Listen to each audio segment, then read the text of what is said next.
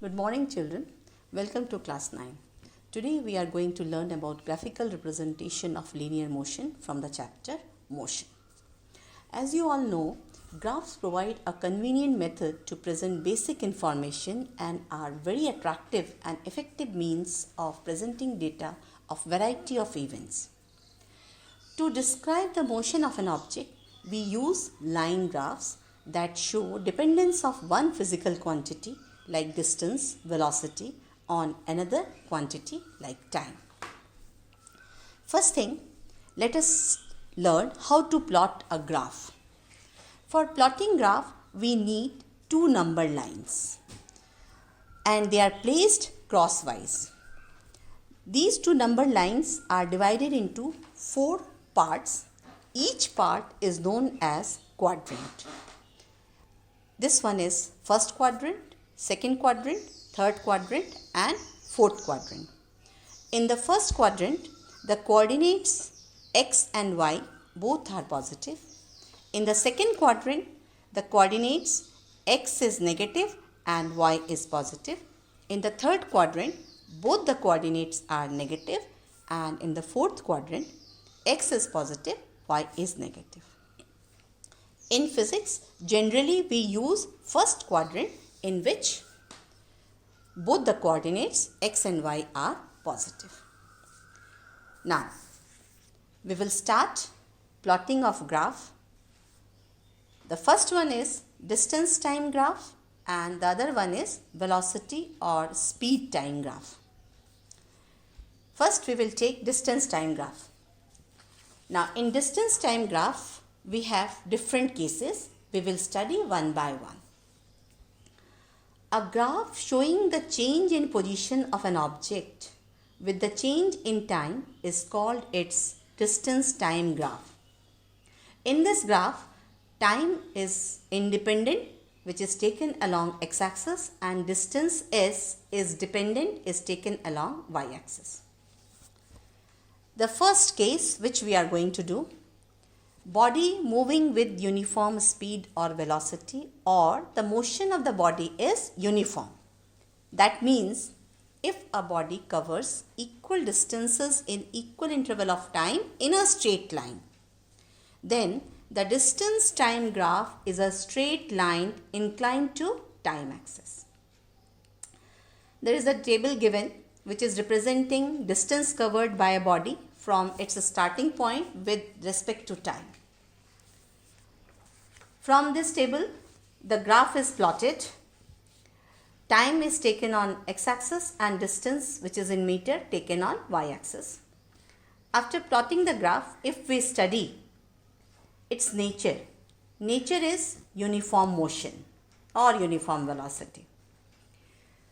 Some other quantities can also be calculated from the graph, that is velocity. Velocity is equal to slope of the graph, that is slope AB, which is perpendicular by base, and that is in this figure it is BC by AC, and it is calculated by S2 minus S1 divided by T2 minus T1. The other physical quantity is acceleration, that can also be calculated, but in this graph, as the velocity is remaining constant, uniform, so acceleration is 0. Now we will come to second case. Body moving with non-uniform speed or velocity, or it is also said to be non-uniform motion.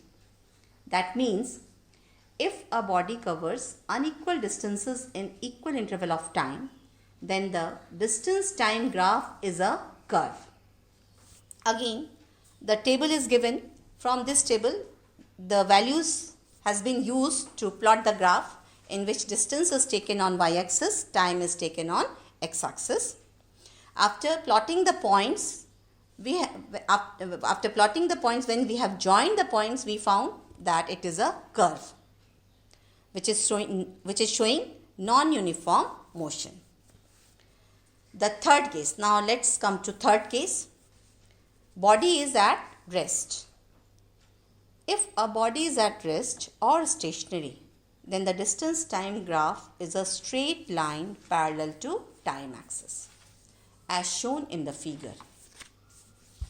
So here distance and time are taken on y-axis and x-axis respectively, and if we plot the points, we will find that it is a straight line parallel to time axis.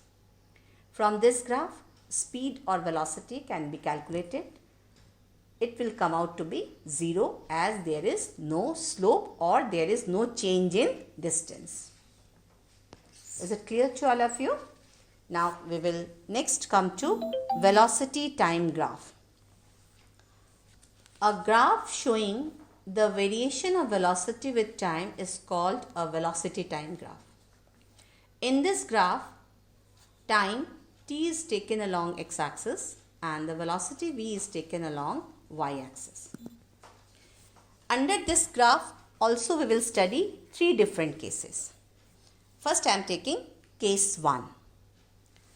That is for a uniform motion. If a body is moving with constant velocity, that is uniform motion, this means equal distances are covered in equal interval of time in a straight line. Then the velocity time graph is a straight line parallel to time axis or x-axis. Here again a table is given, some numbers are given showing the quantities. Velocity in meter per second is taken on y-axis and time in second is taken on x-axis. So after plotting the points, we found that the graph is a straight line parallel to time axis. From this graph, some other quantities can also be calculated, as we can calculate velocity, we can calculate acceleration, as well as we can calculate distance travelled. Here velocity is constant, acceleration is 0 as there is no slope, so acceleration comes out to be 0. Nature of this graph is uniform motion. And the last quantity which can be calculated from this graph is the distance travelled or displacement.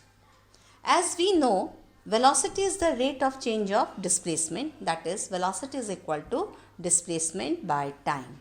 So displacement is equal to velocity into time.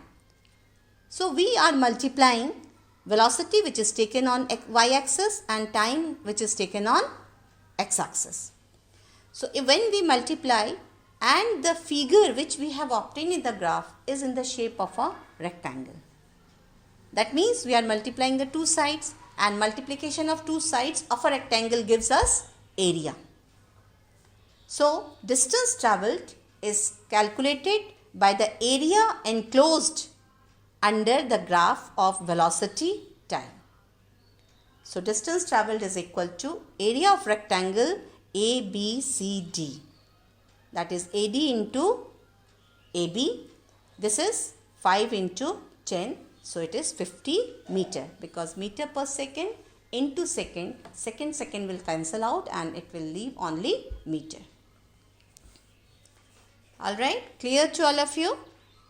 Now we will go to the next case. Next case is if the velocity of a body increases uniformly.